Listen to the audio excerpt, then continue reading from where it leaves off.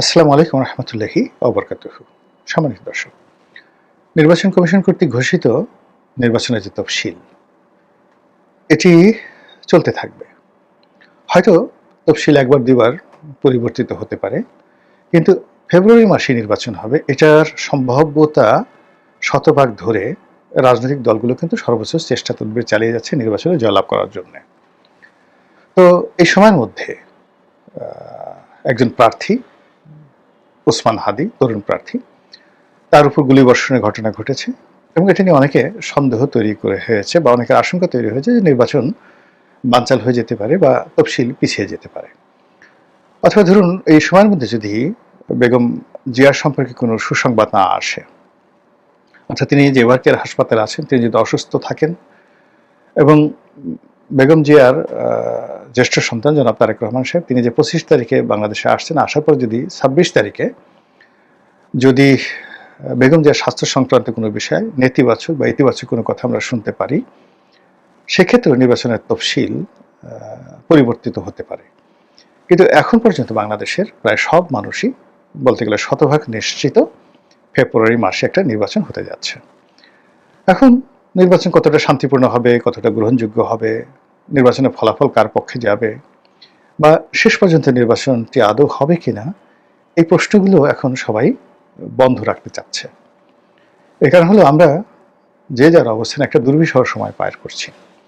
আমরা সবাই বুঝতে পেরেছি যে দেশ চালানো আসলে এনজিও যারা ব্যক্তিত্ব বা নায়ক নায়িকা, গায়ক গায়িকা কিংবা অরাজনৈতিক যারা ব্যক্তিত্ব রয়েছেন তাদের পক্ষে সম্ভব নয়। এটি হয়তো 3 মাসের জন্য সম্ভব। একটা কথা বলা হয়ে থাকে, যেমন সিরাজউদ্দৌলা, তো রঙ্গমঞ্চে সিরাজউদ্দৌলা সাজার জন্য আনোয়ার হোসেন ওকে, কোয়াইট ওকে, বা প্রবীণ মিত্র অভিনয় করেছেন বাংলা বিহার উড়িষ্যার নবাব, এটা ঠিক আছে ঘণ্টা তিনেকের জন্য। কিন্তু পলাশীর ময়দানে যদি যুদ্ধ করতে হয় বা মুর্শিদাবাদের সিংহাসনে যদি বসতে হয়, তাহলে একজন সত্যিকার অর্থে সিরাজউদ্দৌলাকে লাগবে। ওখানে অভিনয়ের কোনো নায়ক দিয়ে আনোয়ার হোসেনকে দিয়ে হবে না। মানে আনোয়ার হোসেন বা প্রবীর মিত্র, তারা যদি প্র্যাকটিক্যাল লাইফে পলাশীর ময়দানে তাদেরকে বসিয়ে দেওয়া হতো, এক একজনের কাপড় চোপড় নষ্ট হয়ে যেত রীতিমতো। এটা হলো রিয়ালিটি। তো রাজনীতি আসলে যুদ্ধের মতোই একটা ঘটনা। এখানে সিজেন্ট যারা উত্থান পতনের মধ্য দিয়ে রাজনীতিতে টিকে আছেন, সিজেন্ট বলা হয় যেটাকে, সংকুচিত হন না, প্রসারিত হয় না, যারা একটা শেপ নিয়েছেন। যেমন কাঠ সিজন করা হয় না, সিজনিং করা হয় যাতে করে কাঠটি বর্ষাকালে ফুলে না যায় আর শীতকালে কুঁচকে না যায়। তো এইরকম রাজনীতি করতে করতে যারা ভয়কে জয় করেছেন, জনগণের সঙ্গে বিভিন্ন বিরূপ পরিস্থিতিতে রাজনীতি করতে করতে গিয়ে তারা একটা দক্ষতা অভিজ্ঞতা অর্জন করেছেন, কোনো একটি রাষ্ট্রের রাষ্ট্র ক্ষমতা দীর্ঘমেয়াদে পরিচালনা করার ক্ষমতা সেই রাজনীতিবিদদেরই আছে। কিন্তু খুব পাওয়ারফুল সেনাপতি, জীবনে যারা কখনো যুদ্ধে পরাজিত হয়নি। তো এই সকল মানুষ রাষ্ট্র ক্ষমতা নিয়েছেন অনেকে, কিন্তু 15 দিন বেশি টিকতে পারেননি। যেমন আলাউদ্দিন খিলজি, সম্রাট আলাউদ্দিন খিলজির যে সেনাপতি মালিক কাফুর, ইন্ডিয়ান হিস্ট্রিতে তাকে বলা হয় সবচেয়ে অজেয় সেনাপতি। তিনি কখনোই পরাজিত হননি আর তাকে কেউ পরাজিত করতে পারেনি। কিন্তু এই মানুষটি যখন আলাউদ্দিন খিলজির সিংহাসনে বসলেন, তিনি কিন্তু টিকতে পারেননি। খুব অল্প সময়ের জন্য তিনি চেষ্টা করেছিলেন, কিন্তু তাকে মরতে হয়েছে। তো এভাবে ইতিহাস এখন হয়তো দেখা গেল যে আধুনিক রাষ্ট্র ব্যবস্থা, এই কারণে ঠিক 15 দিন 1 মাসে ভাগ্য নির্ধারিত হয় না, কিন্তু 1-1.5 বছরের বেশি আসলে অরাজনৈতিক শক্তি এখন পৃথিবীর কোথাও টিকতে পারে না। এর মধ্যেই কাউন্টার কু হয়ে যায়, কাউন্টার বিপ্লব হয়ে যায় এবং অরাজনৈতিক শক্তি চলে যায়। আমাদের দেশে অরাজনৈতিক শক্তির যে সফলতা, সেটি 3টি তত্ত্বাবধায়ক সরকারের সময় আমরা দেখেছি। সেক্ষেত্রে তারা 3 মাসের মধ্যে তাদের চমক তারা দেখাতে পেরেছিলেন। আর 111-এর সময় রাজনীতিবিদদের বাইরে যদি বলা হয়, আমাদের দেশের সকল পেশার সর্বোচ্চ যারা সফল হয়েছেন, সেই সফল মানুষগুলো টানা 2 বছর চেষ্টা করে দেশটিকে রসাতলে নিয়ে গেছেন এবং তারা লেজ গুটিয়ে রাজনীতিবিদদের হাতে, তথাকথিত তাদের দৃষ্টিতে যারা দুর্নীতিবাজ, সে সকল রাজনীতিবিদদের হাতে ক্ষমতা দিয়ে তারা লেজ গুটিয়ে চলে যেতে বাধ্য হয়েছিলেন। এর কারণটা হলো ওই যে বললাম যে রাজনীতি আসলে রাজনীতিবিদদেরকে মানায়। এখন এই যারা সরকার চালাচ্ছেন, তারা নানাভাবে রাজনীতিকে অপদস্থ করার চেষ্টা করেছেন এবং সেটা খুব সূক্ষ্ম কৌশলে। প্রথমত তারা রাজনীতির যে এনিমি অংশটি, একটা অংশকে এনিমি বানানোর চেষ্টা করেছেন, অর্থাৎ বিভেদ বিসংবাদ, divide and policy, divide and rule.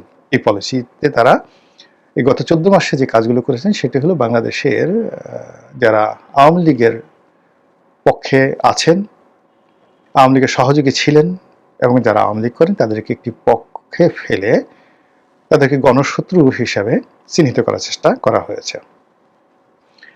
দ্বিতীয়ত বাকি যারা আছেন তাদের সবাইকে বন্ধু বানানোর চেষ্টা করা হয়েছে। কিছুদিন পরে যখন দেখা গেল যে আওয়ামী লীগ আসলে নির্বাসনে চলে গেছে, তারা মনে করেছে ক্ষমতাধর যারা লোকজন, অনেকে জেলে গেছেন, অনেকে দেশ ছেড়ে পালিয়েছেন, অনেকে মাথা গুজিয়ে আছেন, অনেকে মাথা নিচু করে আছেন, অনেকে ইঁদুরের গর্তে ঢুকেছেন, কাজে আওয়ামী লীগ নিয়ে এখন তাদের কোনো শঙ্কা নেই। তখন তারা যে কাজটি করলো যে বাকি আওয়ামী লীগের বিরুদ্ধে যে সকল রাজনৈতিক শক্তি রয়েছে তাদের মধ্যে ডিভাইড অ্যান্ড পলিসি, তাদের একে অপরের সঙ্গে সেই দেখা গেল যে ঝামেলা বাঁধিয়ে দেওয়া, বিভেদ বিসংবাদ তৈরি হওয়া বা তৈরি করা, এই জিনিসগুলো এখন বলতে গেলে ওপেন সিক্রেট হয়ে গেছে। তো এত কিছু করার পরেও দেখা যাচ্ছে যে সরকার স্বস্তি পাচ্ছে না। সরকার স্বস্তি পাচ্ছে না, এর কারণ হলো যে প্রায় সকল রাজনৈতিক দল আওয়ামী লীগের ভোটারদের জন্য রীতিমতো নির্বাচনের মাঠে মরিয়া হয়ে পড়েছে। বিএনপি, এনসিপি, জামাত, যারাই নির্বাচনের মাঠে যে যেখানে ভালো অবস্থানে আছে তারা তাদের প্রতিপক্ষকে দমন করার জন্য আওয়ামী লীগ তোষণ নীতি শুরু করেছে। তারা বাড়ি বাড়ি গিয়ে আওয়ামী লীগ নেতাদের বিরুদ্ধে যে সকল মামলা হয়েছে সেগুলো তুলে নেওয়ার আশ্বাস দিচ্ছেন, আওয়ামী ভোটারদেরকে ভোট কেন্দ্রে যাওয়ার জন্য অনুনয় বিনয় করছেন, ভবিষ্যতে তাদেরকে পদ পদবি দেওয়া হবে, নিরাপত্তা দেওয়া হবে, এই ধরনের নানা রকম আশ্বাস দেওয়া হচ্ছে। এর ফলে কি হলো যে ঘুরে ফিরে সকল দলের মুখেই বারবার আওয়ামী লীগের নামটি চলে আসছে। এগুলো একটা। দ্বিতীয় যে ভয়, শেখ হাসিনা যে কোনো সময় ফিরে আসতে পারেন, টুস করে ঢুকতে পারেন, নির্বাচন বানচাল করতে পারেন। শেখ হাসিনার হাতে অনেক টাকা, অনেক ক্ষমতা, তিনি বাংলাদেশে যে কোনো অনার সৃষ্টি তৈরি করে যে কোনো পরিস্থিতিতে সরকারকে বেকায়দায় ফেলে দিতে পারেন। এই আতঙ্কের মধ্যেও বারবার শুধু আওয়ামী লীগ আর শেখ হাসিনার নামটি আওয়ামী বিরোধী যে শক্তি সমূহ রয়েছে তারা বারবার উচ্চারণ করছেন। তো যখন আপনি দেখবেন যে আপনার নাম যে কোনোভাবে উচ্চারিত হচ্ছে, it means you are alive. এখন আমরা যে আওয়ামী লীগ নিয়ে ভিডিও করছি, আওয়ামী লীগ নিয়ে কথা বলছি, গালি দিলেও মানুষ দেখছে, আওয়ামী লীগের পক্ষে বলেও মানুষ দেখছে, ইট মিনস আওয়ামী লীগের এখনো একটা ভ্যালিডিটি রয়েছে, এটা বুঝতে হবে। এরপর আরেকটি ঘটনা হলো যে রিফাইন্ড আওয়ামী লীগ, মানে একটা পরিশুদ্ধ আওয়ামী লীগ, রিকনসিলিয়েটেড আওয়ামী লীগ, অথবা সেই যে 1/11-এর সময় সংস্কারের কথা বলা হচ্ছিল ওইরকম একেবারে সংস্কারযুক্ত একটি আওয়ামী লীগ গঠন করা হবে সরকারের মদদে, সেনাবাহিনীর মদদে, পশ্চিমাদের মদদে, এবং তারা এই সময় ইলেকশন করবে। এই আতঙ্ক রাজনৈতিক দলগুলোকে কিন্তু পেয়ে বসেছে। এখন অনেক আওয়ামী লীগের জনপ্রিয় প্রার্থী রয়েছেন, তো তারা যদি এইভাবে একটা রিফাইন্ড আওয়ামী লীগ নিয়ে আসেন তাহলে পুরো নির্বাচনের মাঠের যে ফলাফল, এই ফলাফলটা ওলটপালট হয়ে যাবে। ফলে কি হলো, রাজনৈতিক দল এবং সরকার আওয়ামী লীগের ব্যাপারে এখনো কোনো মানে স্টেডি বলতে যেটা বোঝায় একেবারে স্থির এবং দীর্ঘস্থায়ী একটা কোনো সিদ্ধান্ত নিতে পারছে না। সকালে এক ধরনের সিদ্ধান্ত নিতে যাচ্ছে, আবার বিকেল অন্য সিদ্ধান্ত নিতে বাধ্য হচ্ছে। এর বাইরে সবচেয়ে ভয়ঙ্কর যে জিনিসগুলো হচ্ছে সেটা হলো সরকারের পক্ষ থেকে যেটি বলা হচ্ছে, যে সকল আওয়ামী লীগ নেতা রয়েছেন যারা জনপ্রিয়, যাদের মধ্যে মামলা নেই, যাদের বিরুদ্ধে মামলা নেই, মোকদ্দমা নেই, অভাব নেই, অভিযোগ নেই, এ সকল ক্লিন ইমেজের লোক যদি নির্বাচন করতে চায় তাহলে সরকারের আপত্তি নেই। এটাও কিন্তু একটা ভয়ঙ্কর মেসেজ আওয়ামী লীগ বিরোধী শক্তির জন্য। এর কারণ হলো এখন স্বতন্ত্র দাঁড়ান আর রিফাইন্ড দাঁড়ান, যদি শেখ হাসিনার পক্ষ থেকে বাধা দেওয়া না হয়, আওয়ামী লীগের যে এই মুহূর্তে যে কমিটি, বৈধ কমিটি আছে, সেই কমিটির পক্ষ থেকে যদি বিষোদ্গার করা না হয় তাহলে রিফাইন্ড হোক কিংবা ধরুন স্বতন্ত্র হোক, নির্বাচনের ফলাফলটা ঠিক পাকিস্তান ইমরান খানের পার্টি যেভাবে ভালো করেছে ওভাবেই হয়তো একটা পরিবেশ পরিস্থিতি বাংলাদেশে তৈরি হয়ে যাবে। অর্থাৎ বহু সংখ্যক প্রার্থী, এমনকি তারা যদি ব্রুট মেজরিটি পায় ইমরান খানের মতো, এটাও কিন্তু আশ্চর্য হওয়ার কিছু থাকবে না। আর অন্যদিকে যদি সেটা নাও হয়, তাহলে আওয়ামী লীগের ভোটাররা যে পক্ষে যাবে সেই পক্ষের পাল্লা ভারী হবে। যেমন আওয়ামী লীগের ভোটাররা যদি বিএনপির উপর বিরাগ হয়, বিএনপিকে একটা উচিত শিক্ষা দিতে চায় এবং জামাতকে ভোট দেয়, তাহলে জামাত সরকার গঠন করবে। আবার অন্যদিকে যদি আওয়ামী লীগের প্রার্থীরা না থাকে, ভোটাররা যদি ভোট কেন্দ্রে না যায়, তাহলে ভোট জমে উঠবে না। এবং সেক্ষেত্রে যদি ভোটার উপস্থিতি নেহায়েত কম হয়, তাহলে আন্তর্জাতিক অঙ্গনে এই ভোটের যে গ্রহণযোগ্যতা, সেই গ্রহণযোগ্যতা অতীতের মতোই হবে, অর্থাৎ 2014, 2018 এবং 2024-এর মতো হবে। ফলে আপনি দেখুন যে যেগুলো অল্টারনেটিভে আপনি বাদ দেন, মানে ধরেন না কেন, আওয়ামী লীগকে বাদ দিয়ে কোনো নির্বাচন কল্পনাই করা যাচ্ছে না।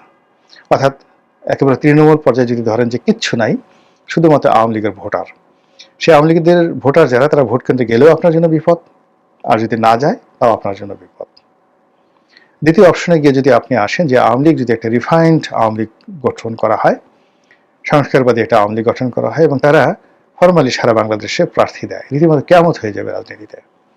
থার্ডলি হলেও যদি রিকনসিলিয়েশনের আন্ডারে আওয়ামী লীগের যে সকল ইমেজ সম্পন্ন প্রার্থী রয়েছেন, তারা যদি স্বতন্ত্র ইলেকশন করে এবং সরকার সেখানে গ্রিন সিগন্যাল দেয়, আইনশৃঙ্খলা রক্ষাকারী বাহিনীর নিরাপত্তা দেয় এবং রাজনৈতিক দলগুলো বৈদেশিক চাপের কারণে এটা মানতে বাধ্য হয়, তাহলেও কিন্তু রাজনীতির যে হিসাব পুরোটা এলোমেলো হয়ে যাবে। ফলে যারা মনে মনে কলা খাচ্ছেন, খান, কোনো অসুবিধা নেই, কিন্তু গাছ লাগিয়ে যারা কলা খান, অর্থাৎ রাজনীতির ময়দানে যারা পরিশ্রম করেন, চষে বেড়ান, তারা খুব ভালো করে বুঝেন যে বাংলাদেশের পরতে পরতে দুটো রাজনৈতিক দল, বিএনপি, আওয়ামী লীগ, তারা কতটা শক্তিশালী।